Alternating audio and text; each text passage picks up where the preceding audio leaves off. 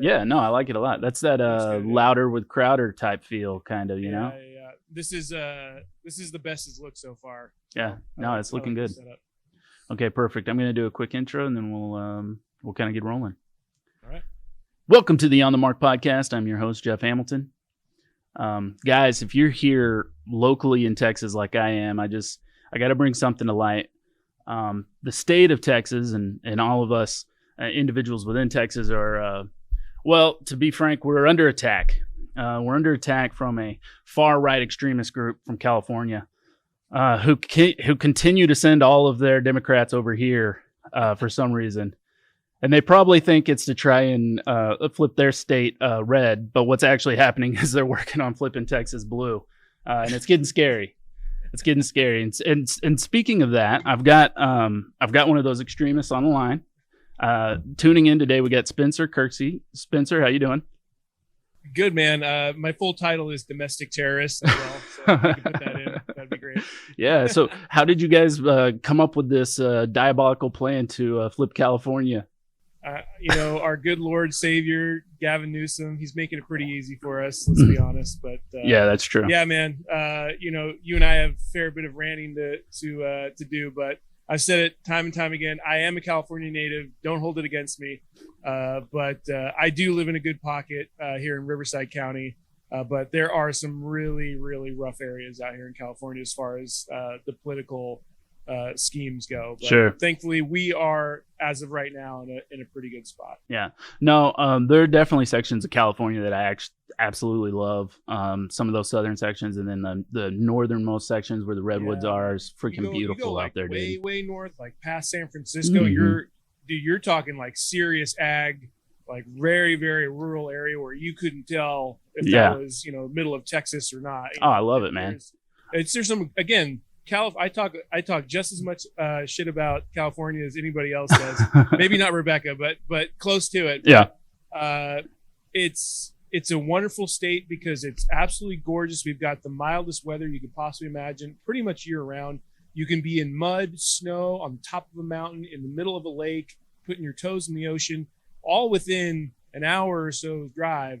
But again, politics have just absolutely destroyed this state. And, and I'm sure we'll talk more about that. But it really is a great state. But man, are we in some trouble? I have only, and to be truthful, I tend to just stay home.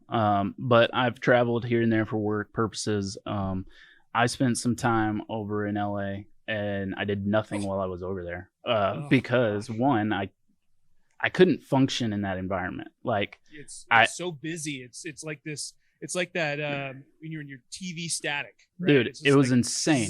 We flew in. Our hotel was like, I can't remember. Our hotel was only like 15 minutes from the airport, but it took like a solid 45 minutes to get there. Oh, yeah. And that whole area around LAX is just brutal. Yeah, and then the Uber charged us a crazy amount of money, peak time or whatever. And it was like, I can't believe I just paid that much money for a taxi. Of course, the company covered it, and they're fine with it. They did that normally, but I'm like, guys, look, I'm from the woods. Like, I don't think you understand. If there's a traffic jam, it's because there's a tractor going to a different field. Like, this doesn't work for me, right? Yeah. That was my first experience. My next experience is here at Cellmark. I actually have two roles. I run this podcast, but I'm also the designer. And being one of the designers here, I have to deal a lot with packaging, manuals, things that aren't sexy but have to get done, right? Yeah.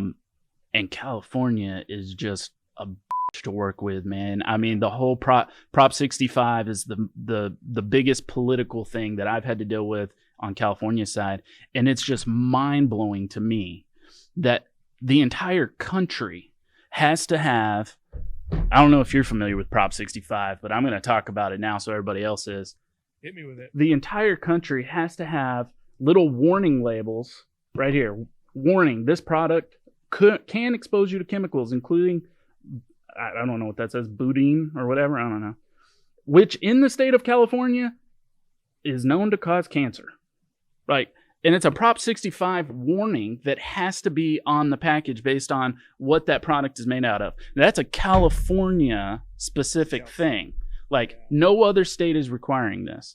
The Prop 65 list, Like the products that are on there would blow you away. It's like over 3,000 things to the state of California that are either going to cause cancer or birth defects, and they have to be clearly labeled on the packaging. And if not, they sue the you. And I am 100% convinced it is just a way for California to rake in money, man, because no other state has those requirements. And it's maddening to be over here sitting in Texas and all of a sudden they're like, hey, California says we're not compliant. We need to add this. And I'm like, who the is anybody still in California? Anyway, that's crazy. Well, that is wild about the Prop 65. And you're probably onto something. It probably has nothing to do with anything other than just trying to rake in some extra dough to pad the pockets of the already greedy and rich politicians out here. Yeah. But it's crazy. Just on my street alone, 6 neighbors have put in their final notice. Seriously, wow. Yeah. And that's just on my street. And you can look it up. The amount of Californians that are leaving, they're leaving in droves. Yeah. Right. They're bouncing. But at the same time, there are, houses. This is insane. Next door neighbor of mine, again, putting his final notice. He's out. They're moving South Carolina, I believe. And their house had, in the first day, had 41 offers. Holy smokes. Well, 41. So the flip side of that, right?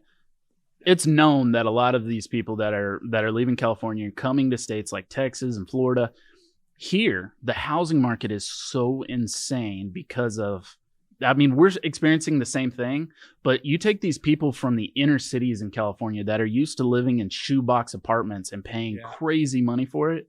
That's not how it was here in Texas. Like, you could go get a home for $60,000, like a home with a couple of bedrooms and a couple of bathrooms. And like, it might not be huge, but it's affordable. Now, tiny homes. There's literally somebody just built a tiny home in Glen Rose, Texas, which is just backwoods, rednecks, small population Texas. And they're literally renting it out for like $1,500 a month. That's a not even like a tiny home. It's like what, 700 square foot? Oh, and the only way they justify doing that is because there is a crazy amount of people from other states, not just California, New York, bunch of other states that are coming in, and they're used to paying those prices. Yeah. And then sometimes they're excited about it. Like, hey, this is bigger than what I was in.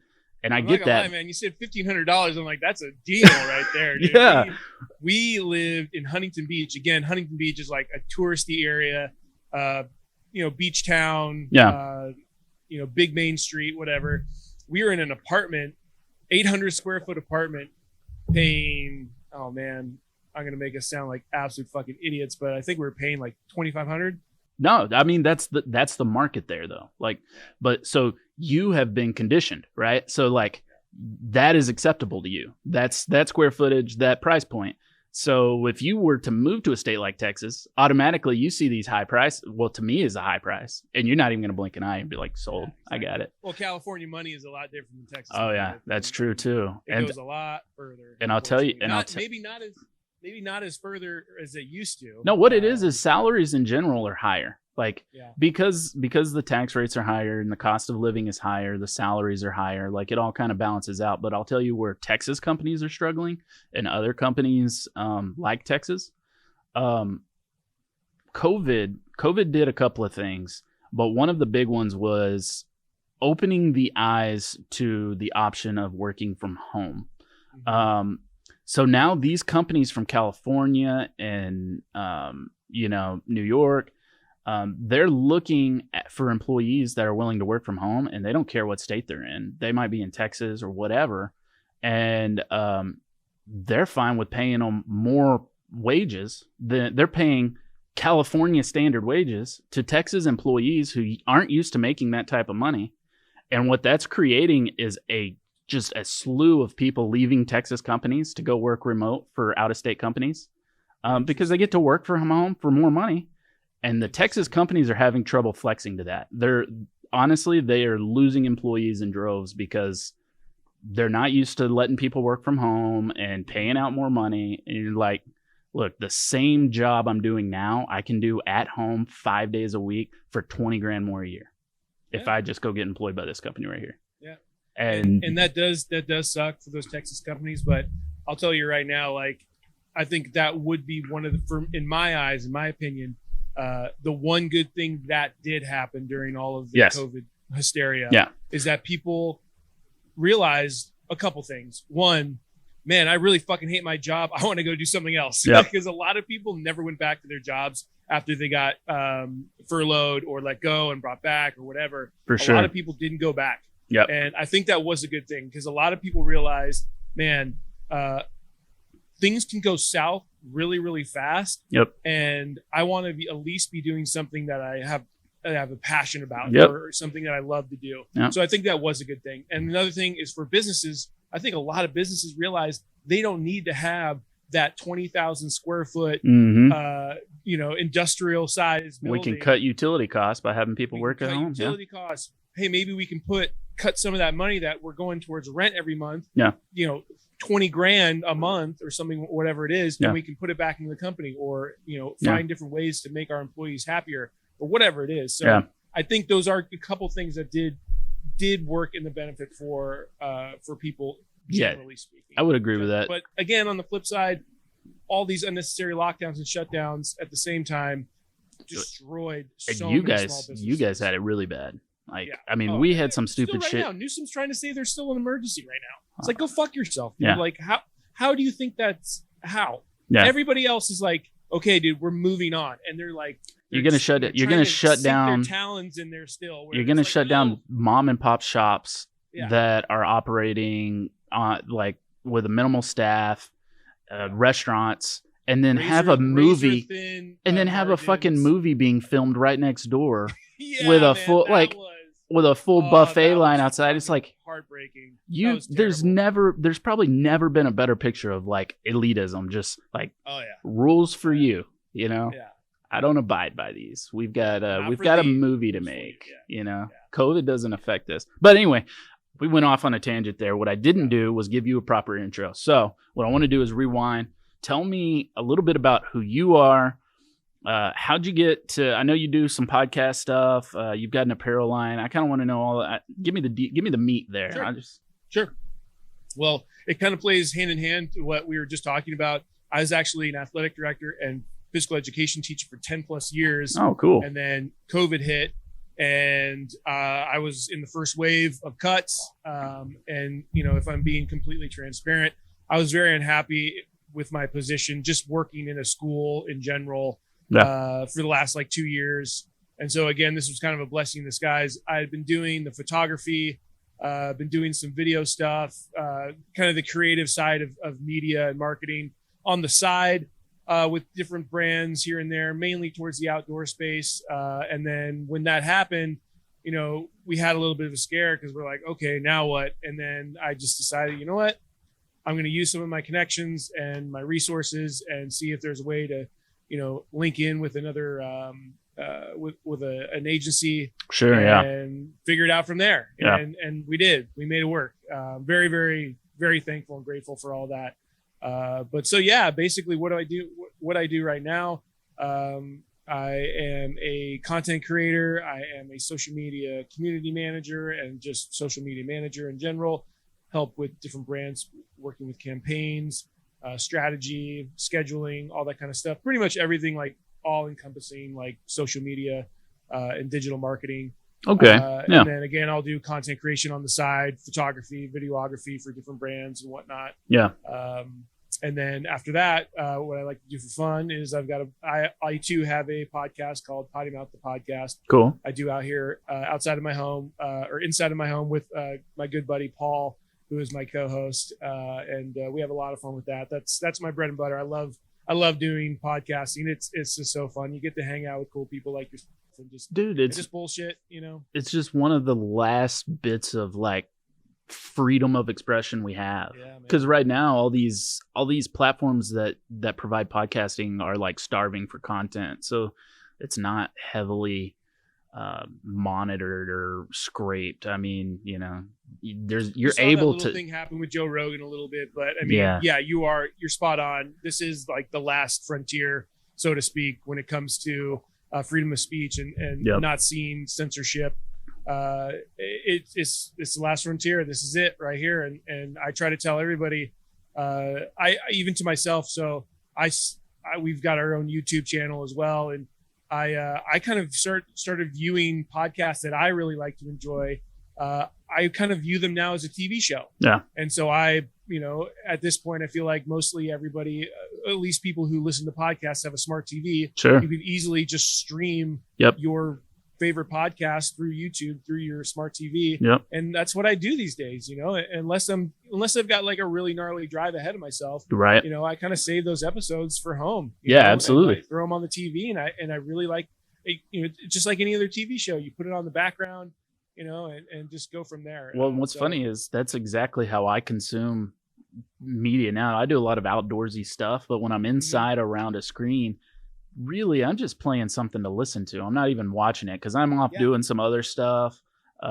So I consume podcasts that way. It's kind of like this background thing where all of a sudden I'll hear a topic I like and I'll pay attention to it for a little bit and then I'll be like, okay, cool. And I'll go back to what I was doing. But it's kind of changed the way we consume media. And I think you nailed it with that. Just one of the last bits of, freedom of expression and really the last line for the Second Amendment there. It really is. And just having open discussions, right? Like you don't even see that anywhere anymore. Especially over social media. You don't see that, and you'll never see that in mainstream media as well. Right. There's always, whether it's the right or the left, each one is trying to push some kind of an agenda. Yeah, for sure.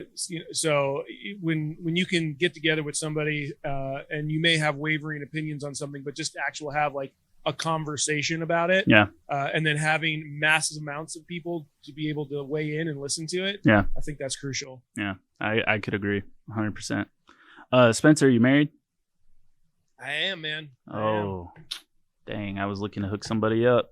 I got a lot of female. I got a big female audience. Oh yeah, I'm sure you do, man. I got a big male audience too. Beard, I didn't know what you. Brings them in. The beard, yeah, that's what it is. Any kids? Yep. I got a. He's what? He's once you get past a year, you kind of stop counting until the next year. But he's a few months over a year now. Man, I'm so glad you didn't say some dumb shit like 16 months or something like that, man. I can't stand that. People do that all the time with their kids. It's better when they're like, oh, he's like 78 weeks or something like that. Oh God, drives me up a freaking wall. I'm like, look, your kid's either 175 weeks. Oh, he's 35 years old. Cool, got it. You can say months up until a year, and then after that, you use years. If you want to say half, that's fine. But don't. I'll say like he's almost a year and a half. Don't make me do math. If I have to divide something by 12, we don't get along.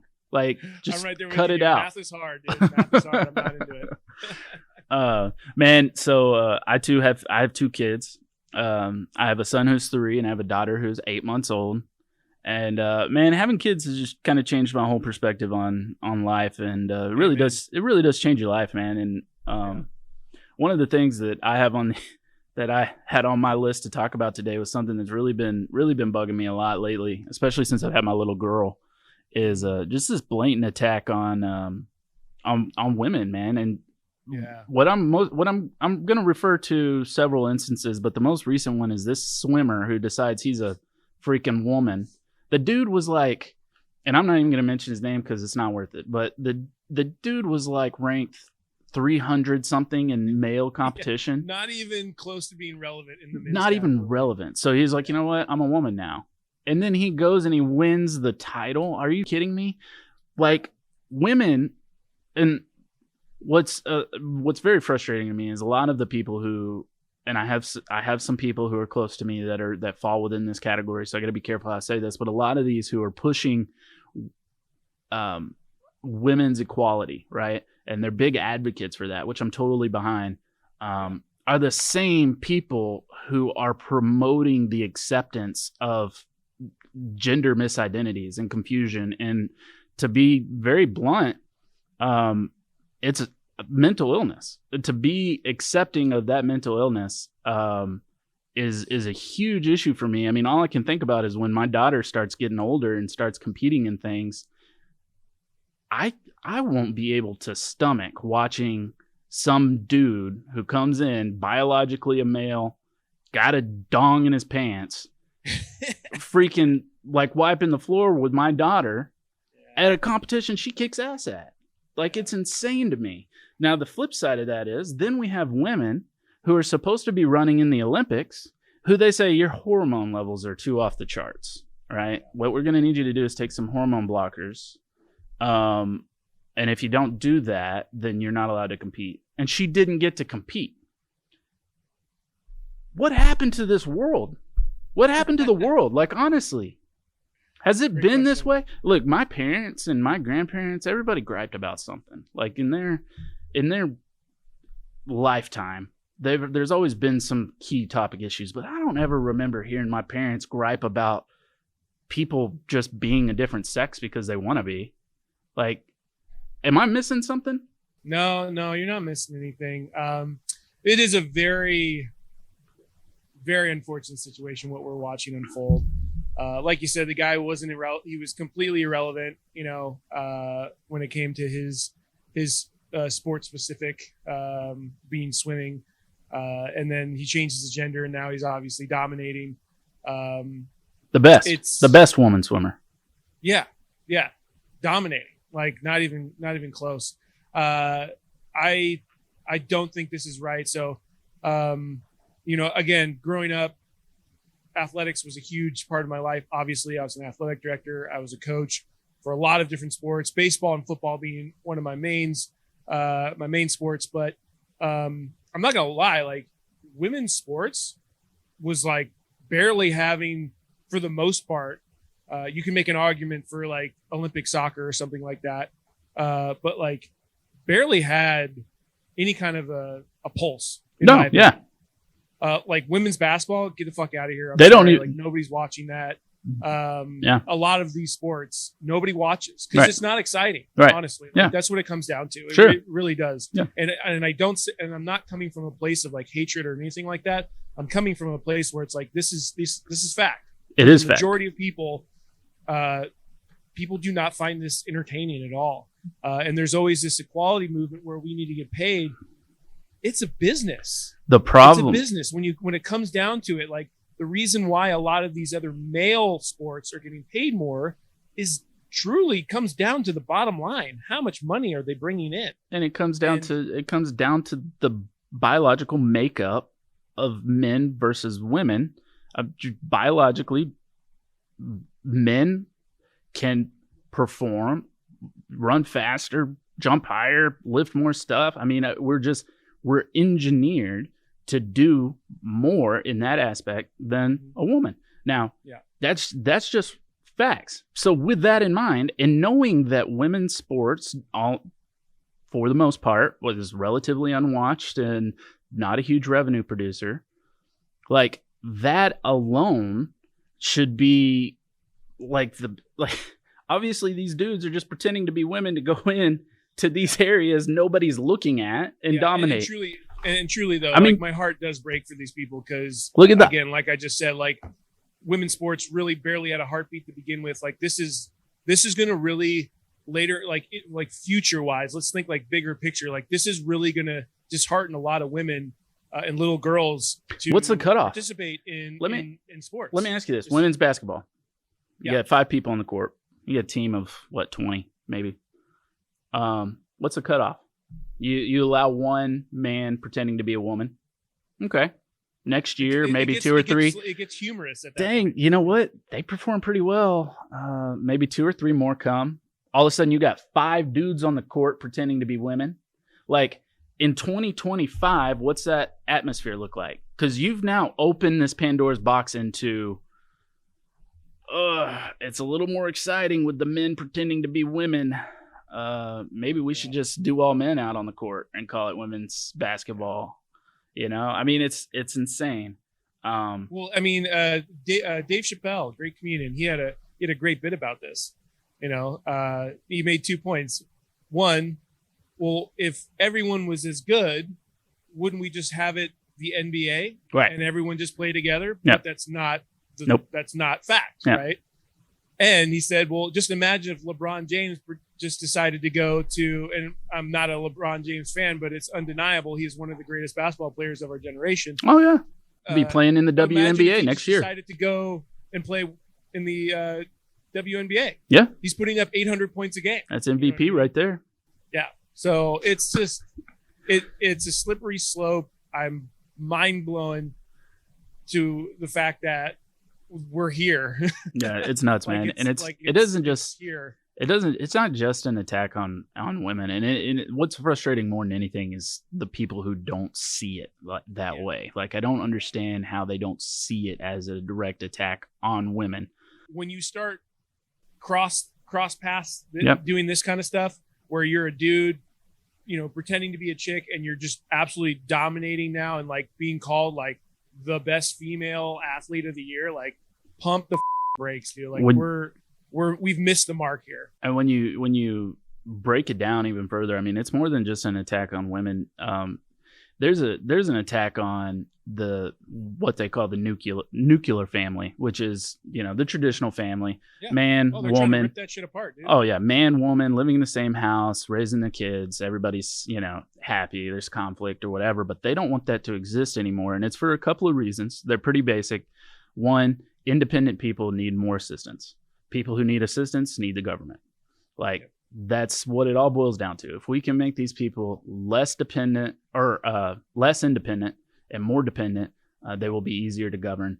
Let's get rid of this thought of family. And what's funny is I mentioned this on Facebook the other day, and I knew it was going to blow up into some stuff, but I literally had somebody. What I did is there's a show my son used to watch. It's called Coco Melon. And Coco Melon's little sing-along stupid skits with these cartoon characters. But you know what it is wholesome. Always shows the kids learning something, right and wrong, whatever. But the imagery in that show is mom and dad, kids in the house. Somebody wrote an article. White picket fence. Yeah. The whole deal. Somebody wrote an article and it was being shared around. It went viral on Facebook for a little while. It probably still is. I don't know. But it was parents are outraged that Coco Melon has caused their children to delay speech and caused outbursts in their children's behavior. So immediately I get on there and I'm like, okay, first off, that's complete bullshit. This is some fabrication that somebody wrote about, right?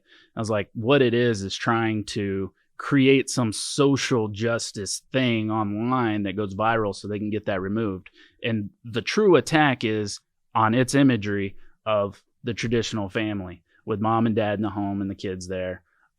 That's the objective, is they're trying to remove that. I was like, the same people who are going to push this article are the people who like The Loud House. And The Loud House is a TV show that's on Cartoon Network right now, and it features mixed families, homosexual families. And look, the fact that that's there is fine, but I made a point to say that, and somebody blew me up, man. And she was like, are you saying there shouldn't be more homosexual cartoons out there? And my response was, look, I don't care if they're out there, but my kids aren't going to watch them. Like, I don't allow them to watch those things. And her response was, oh, you're a bigot, that's what's wrong with the world. And my response was, look, my religion, I'm a religious guy. I was like, my religion tells me that that's a sin, right? I was like, I don't care. Like, if it's out there, that's fine. I'm not the one posting fake articles trying to get it removed.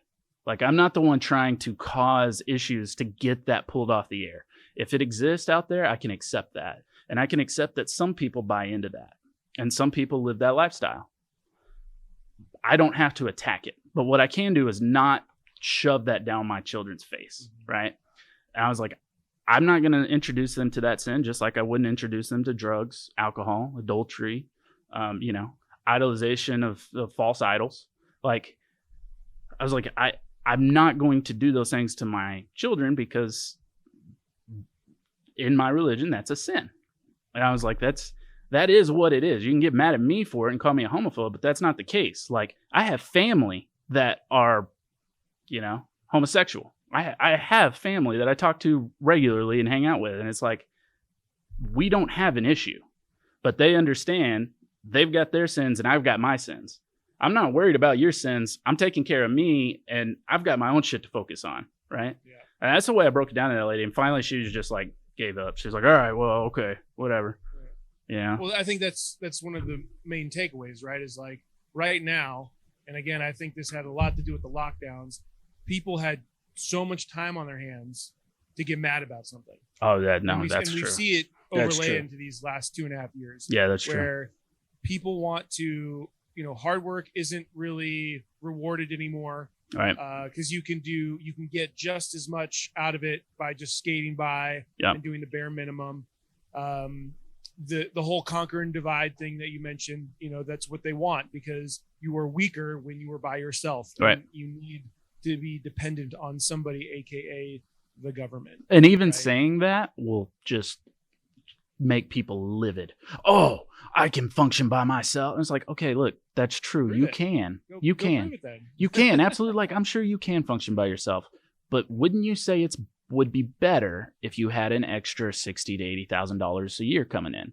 Like, would that not be better for you and your children? Like, I'm not saying you can't do it. I'm just saying that you were better off doing it this way, most likely, But anyway, that's... No, it's so crazy where we are these days. And to your point, man, like they're coming for kids now. They're coming for kids. Whether it's CRT. Oh, that's a big one. It's a big one right now. All the cartoon networks all the cartoon stations have tuned into it. They're running Nickelodeon News. Nickelodeon has a whole news segment where they pop in. They have children reporters, and they come in and they tell your kids about what's going on in the world. And guess what? It's all heavily Democrat influenced for sure. I have to watch that crap.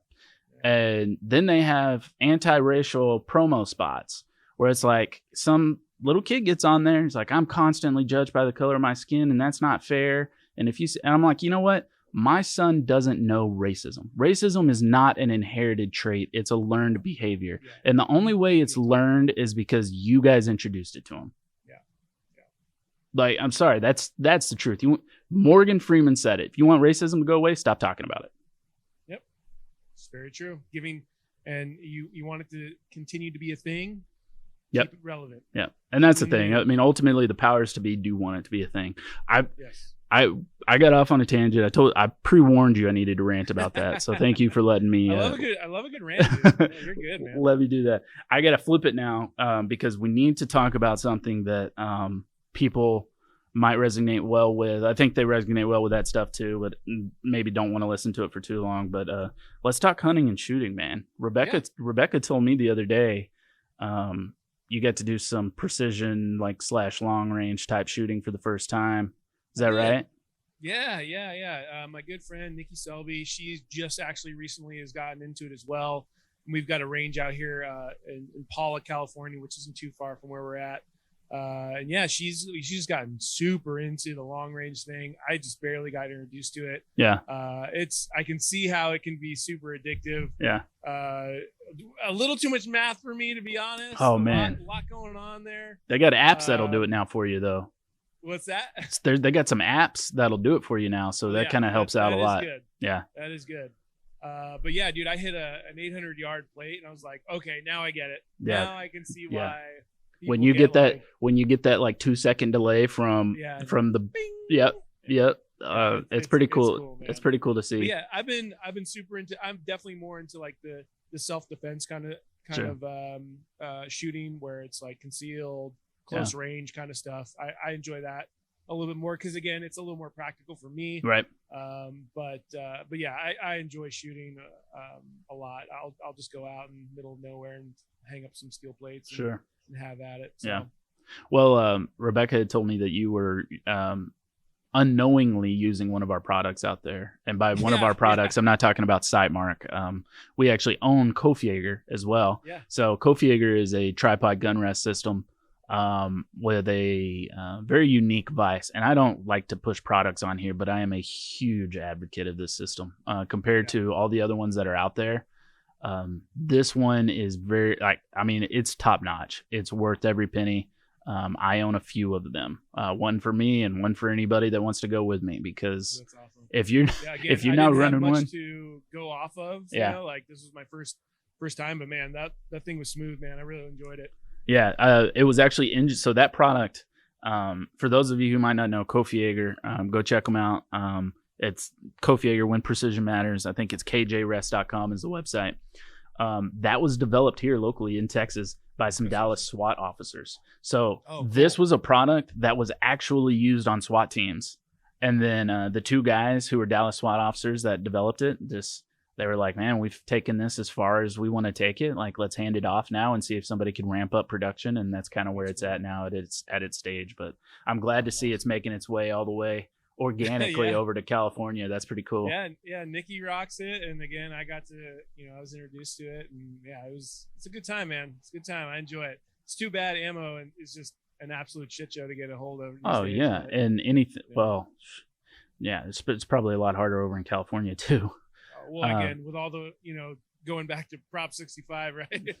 But anything that pushes ridiculous. Anything that you can push out to 800 yards or more is probably a pretty penny right now. And just with there's just so many regulations, your mag, it's like 10 round mags, shit, just, stupid stuff. California's. You have to have a paddle on your AR. You can't have a pistol grip. California is single-handedly probably one of the most aggressive states when it comes to attacking the Second Amendment, and people don't even know what the biggest attack is. California has an approved gun list, which means only guns on that list can be sold. No guns that are not on the list, which have to be approved by the California, what's the word I'm looking for? Governance, whatever you want to call that. The state of California has to approve a gun being added. When they add a gun to the list, currently, 2 guns have to come off of it.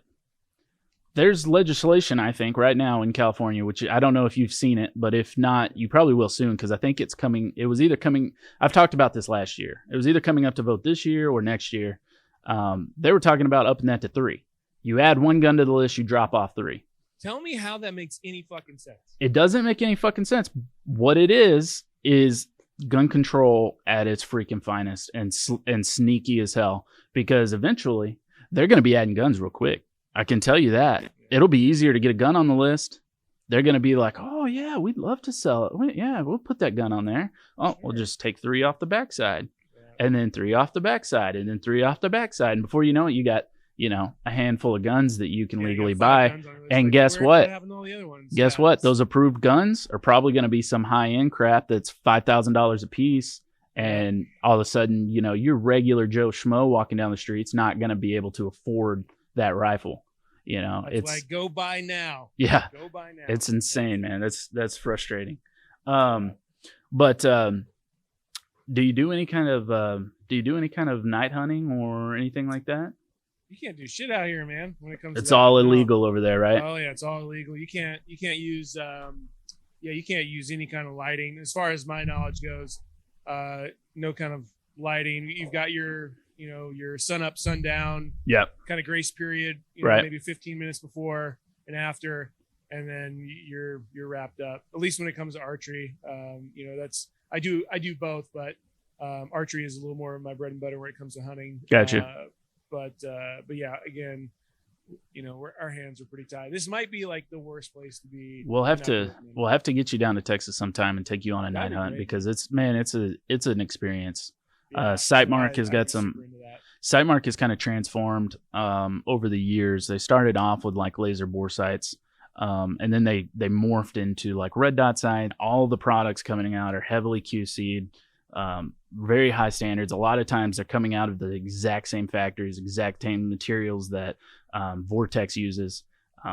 We produce quite a few things, but then Sightmark, we discovered another hole in the market, which was digital night vision, and we started jumping into that, and man, we came out with these Wraith rifle scopes, and they've just been blowing up. And I'll tell you what, man, It's the most fun you'll have at nighttime with your pants still on. I guarantee you. So we'll have to get you down here for a night hunt sometime. I like that.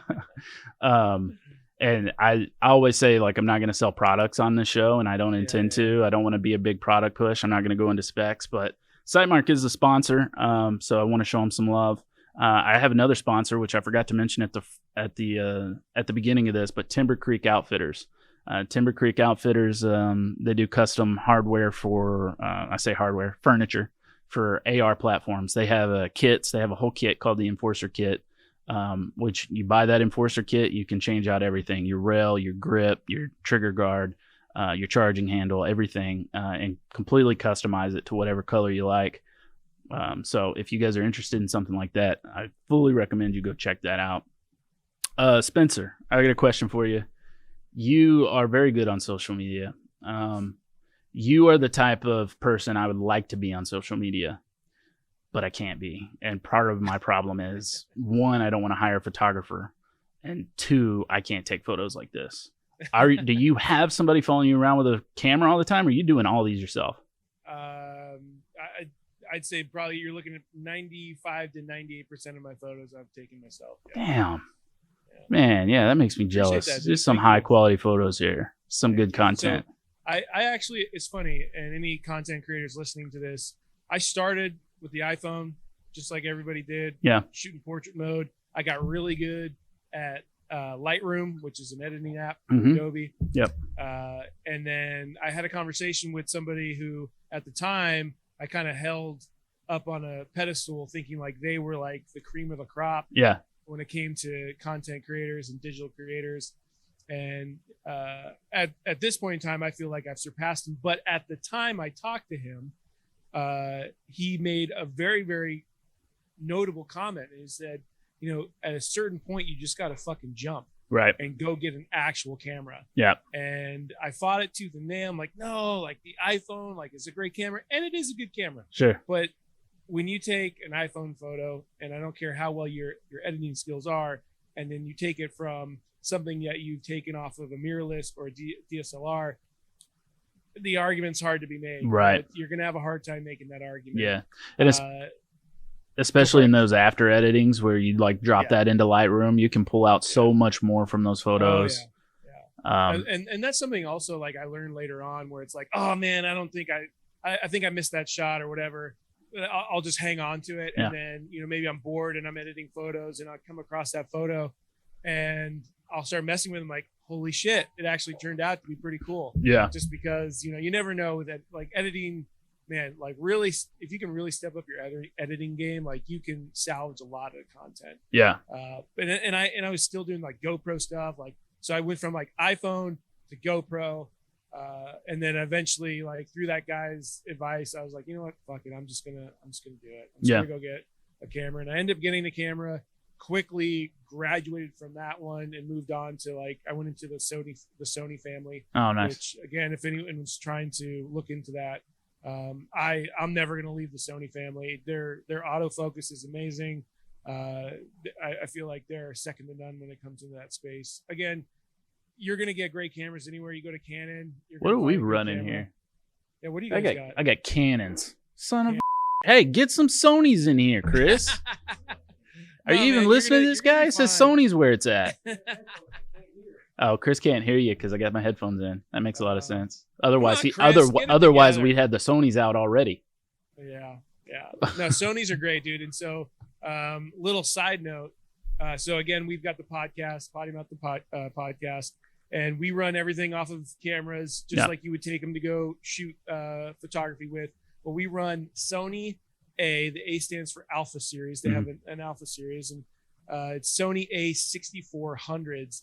And what is really crucial about those cameras is that they actually don't have time limits. Oh, that's nice. Video. Yeah. And that is a little tidbit that I wish I knew when I first started diving into. You having to reset them every 20 minutes originally. 30 minutes and your camera just shuts off. When I checked out some of your podcasts, they're long too. You go on for a couple of hours, don't you? Yeah. And I enjoy it. Yeah. I know it's not for everybody. I mean, I just did one with our friends over at Reload Rub and Seasoning. They're out of Tennessee. Yeah. Great product. But We did a 3-hour satellite. No, that's the one. That's one of the ones I was referencing like, just now. Dude, I don't know who the fuck's gonna listen to this, but I listened to a lot of it. Conversation. It really was. The guy knows everything when it comes to bourbon and whiskeys, and like he talked literally for an hour plus just about bourbon. Yeah, it was great. Yeah, it was super knowledgeable stuff, super informative. But again, it's like 3 hours. But I've been trying to dial it back, trying to stick around like an hour 20, hour 30, a little more digestible for people. But sometimes you just get one of those guests that pop in. Well, it's like, dude, we're gonna be in this for the long haul, and hopefully you guys are down with it. But that's my thing. When Sightmark came to me and wanted to start a podcast, we discussed like time wise, and I was like, you know what, I'd really like to keep most of them like an hour or shorter.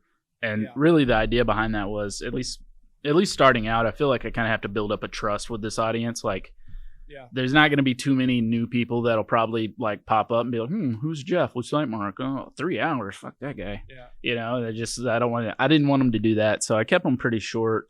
But we have really been considering going with the longer span, but we have a lot of other variables at play, especially in this office. We have a lot of people juggling multiple things. Every time I record a podcast, I snag some of our photo video guys to help me set it up and make it look good. And it takes some time from them. And then I have a full-time job outside of this as well here. So I don't know. I'm kind of in this sweet spot right now of like right at 45 minutes to an hour. And that's kind of working well for me. But the intent is later down the road, once I get a little more comfortable with everything, maybe hopefully push that out to an hour and a half, 2 hours. But I don't know. We'll see where it goes. With all that being said, man, I am running out of time. So what I want to do for you is just give yourself another shout out. Where can people find you?